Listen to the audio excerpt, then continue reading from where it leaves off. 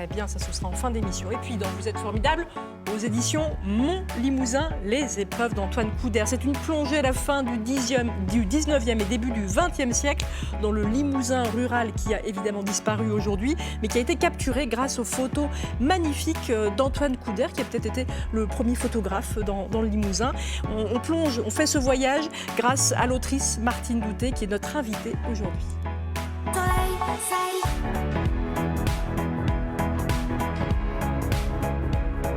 Et je suis ravie d'accueillir Martine Douté. Bonjour. Bonjour. C'est vous qui êtes l'autrice de ce livre qui n'est pas une biographie d'Antoine Coudert. On est d'accord, c'est un roman. Absolument, vous avez tout à fait raison.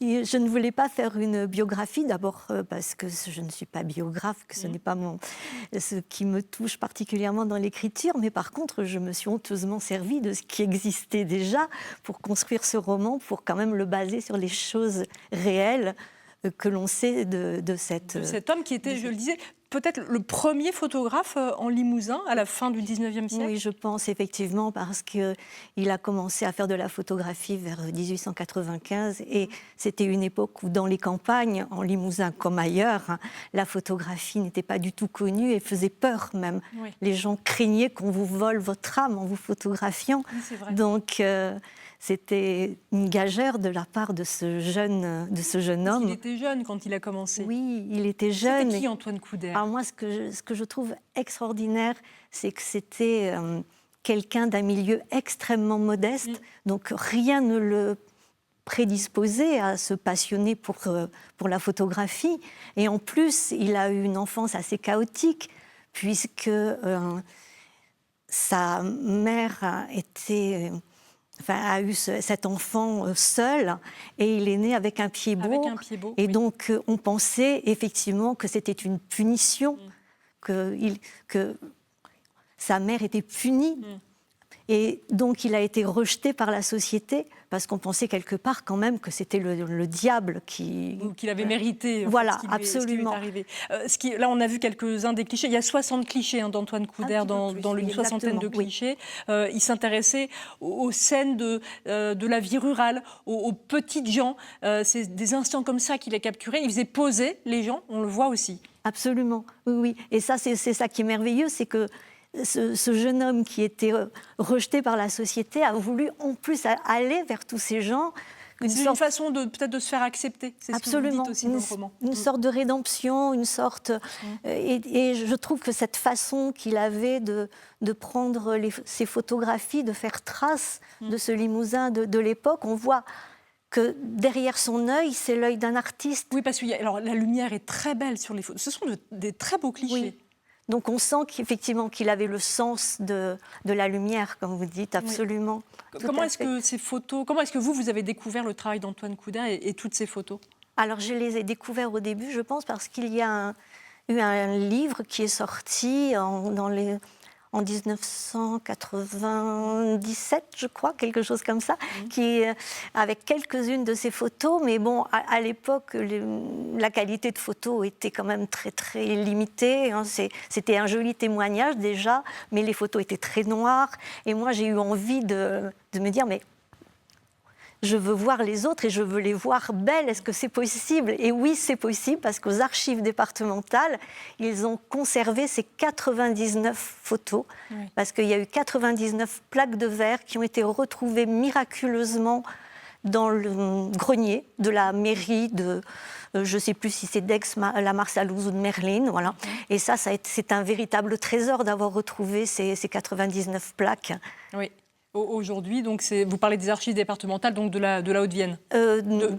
Oui, enfin bref, de Tulle, exactement. De la Corrèze. Oui, de la Corrèze, puisqu'en fait, il était corrézien. Oui, c'est ça. Votre écriture fait penser un petit peu au processus qu'utilisaient les photographes avant, quand c'était l'argentique, il fallait révéler les photos petit à petit. C'est un petit peu, je trouve, ce que j'ai ressenti moi en lisant votre texte, c'est très joliment écrit. C'est pas un roman classique. Vous prêtez aussi des pensées à Antoine Coudert. Vous avez sans doute inventé des choses de ce que vous inspirez peut-être les photos. Ah oui, je me suis permis beaucoup de choses, je me suis laissé énormément de liberté, mais j'ai mis très longtemps à me décider à l'écrire parce que je ne me sentais pas autorisée à... Légitime. Voilà, je ne me sentais pas vraiment légitime à inventer inventer les pensées et le ressenti de ce jeune homme, en fait. Et puis, écoutez, un jour, je me suis lancée, voilà, et je me suis dit, je vais écrire un roman qui ne sera pas une biographie, qui ne sera pas quelque chose de linéaire. Oui, c'est ça, c'est pas linéaire, et vous vous inspirez, en fait, vous montrez les photos, et puis vous les faites presque discuter, dialoguer avec Antoine Couder, avec sa vie. Oui, c'est ce que j'avais envie, effectivement. C'est que à chaque fois, ces photos, eh bien, si on imagine, on se dit que quelque part, elles parlent aussi de lui. Lui, on n'a pas de photographie, lui, on ne sait pas à quoi il ressemblait. Mais à travers ces photos, on peut imaginer ce qu'il ressentait et son âme. Voilà, il y a quand même son âme de photographe dans ces photos. Comme tout artiste, évidemment. Donc voilà, moi je pense... quelque chose de lui dans ses photos. Exactement. Et en même temps, ces photos, c'est aussi un témoignage incroyable de cette époque-là, fin 19e, début 20e siècle. Oui, ça c'est merveilleux.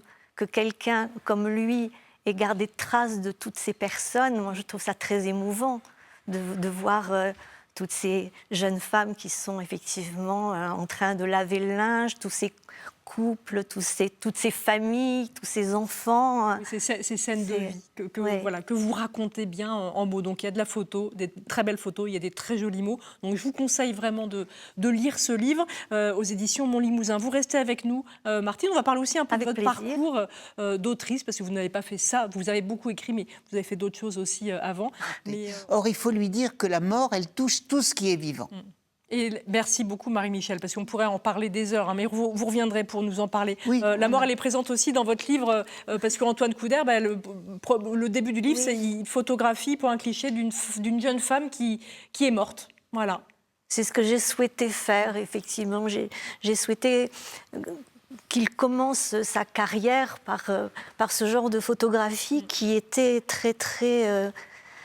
récurrente à cette époque-là. Oui, c'était souvent quand on ne faisait qu'une seule photographie, on faisait la photographie sur le lit de mort, en fait. Et d'ailleurs, rien ne meurt jamais si on a des souvenirs, si on maintient en vie des souvenirs. C'est ce que je voulais accrocher là-dessus. En effet, à ce moment-là, c'était ne pas faire confiance à ce qu'on possède à l'intérieur de soi.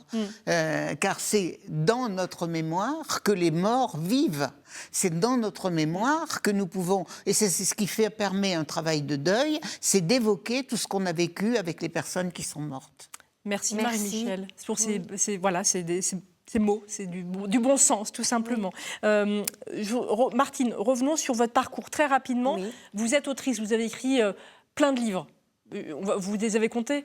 Oui, non, j'ai 7, on en a quelques-uns, on a les couvertures de quelques-uns de vos livres, mais vous n'avez pas toujours fait ça. Alors, vous avez fait Sciences Po déjà quand vous étiez jeune. Oui, c'était il y a très longtemps, effectivement.